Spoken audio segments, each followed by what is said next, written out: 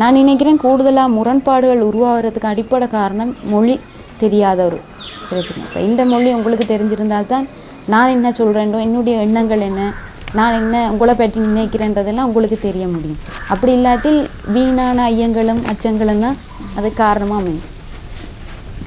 Larina Haak, a university teacher of Tamil, sees language as a factor that can both divide and reconcile communities. கூடுதலாக நான் நினைக்கிறேன் அந்த மொழிக்கல்வியை இப்போ தமிழ் மொழி தாய்மொழியாக கொண்டாக்கள் சிங்கள மொழியை கண்டிப்பாக கற்றுக்கொள்ள வேணும். அதே மாதிரி சிங்கள மொழி பேசுபவர்களும் தமிழ் மொழியை கற்றுக்கொள்ள வேணும். அப்படி பரஸ்பர மொழிகளுக்கு இடையில் ஒரு ஒரு புலமை ஏற்பட்டதுன்னு சொன்னால் இந்த மாதிரியான முரண்பாடுகள் குறையும் நினைக்கிறேன். Larina has taken on what she sees as a task of consequence, the translation of a book on the influence of Tamil on the Sinhala language. The book was written by the Buddhist monk Hisalle Dharmaratana.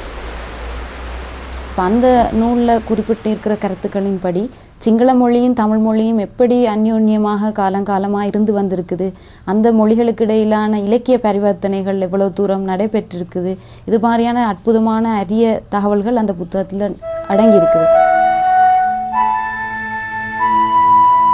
Larina writes poems and songs on the need for a resolution of the war.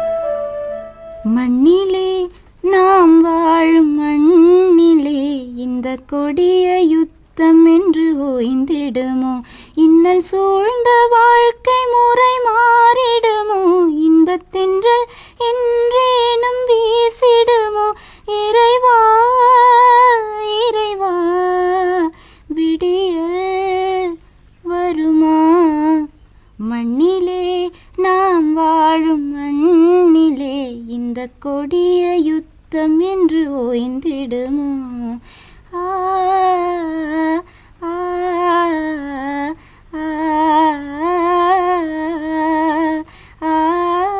She performed in a play that was staged by her university about conflict between Tamil and Muslim communities. But first she had to confront condemnation about her role as a woman choosing to perform in public. இப்போ இந்த நாடகத்துக்கு நடிக்கிறதுக்கு முஸ்லீம் பெண்கள் யாரும் முன் வரலை. இப்போ நானும் எங்களோட 3ஆம் வருட 2 சகோதரிகளும் தான் முன் வந்து இதை செய்ய வேணும் என்று சொன்னால் அது அற்புதமான ஒரு சமாதானத்தை முன்னிறுத்துகிற மாதிரி ஒரு நாடகம். நிறுத்துங்கடா, பழிக்கு பழி ரத்தத்துக்கு ரத்தம்ண்டு 2 தரப்புலையும் இப்படி வெளிக்கிட்டா இது எங்கடா போய் முடிய போகுது? சும்மா கத்தாத, ஆத்திரக்காரனுக்கு புத்தி மட்டு. இஸ்லாம் சாந்தி மார்க்கம், முஸ்லீம்கள் ரத்த வெறி பிடிச்சவங்க இல்லை. அப்போ இப்போ அந்த நாடகத்தை நடித்தா துணிஞ்சு நாங்கள் நடித்ததுக்கு என்ன, நடித்த பிறகு நிறைய பிரச்சனைகள் ஏற்பட்டது. அதாவது உண்மையில் அந்த சமய ரீதியாக எந்த பிரச்சனையும் இருக்கல எங்களுக்கு. ஏண்டா எங்களுக்கும் சமயம் சார்ந்து நல்லா தெரிஞ்சதால தான் நாங்களும் தைரியமாக நடித்தது, அதில் எந்த பிரச்சனையும் இருக்கல.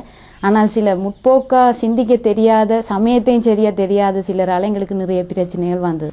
கடைசி வரைக்கும் சாத்வீகமாக இந்த பிரச்சனையை தீர்த்து ஒத்துமையை கட்டி எழுப்போண்டு தான் வாப்பாவும் பள்ளி ரஸ்டி ஆக்களுமா சேர்ந்து பேச்சுவார்த்தைக்கு போயிருக்கிறாங்க. இதுக்கடையில் என்னடா தாம் தூம்பு குதிக்கிறீங்க? கொஞ்சம் பொறுங்க, இந்த அப்பா வாப்பா வந்துடுவாங்க, என்ன நடந்ததுன்னு பொறுமையாக கேட்போம், சபூரா இருங்கப்பா.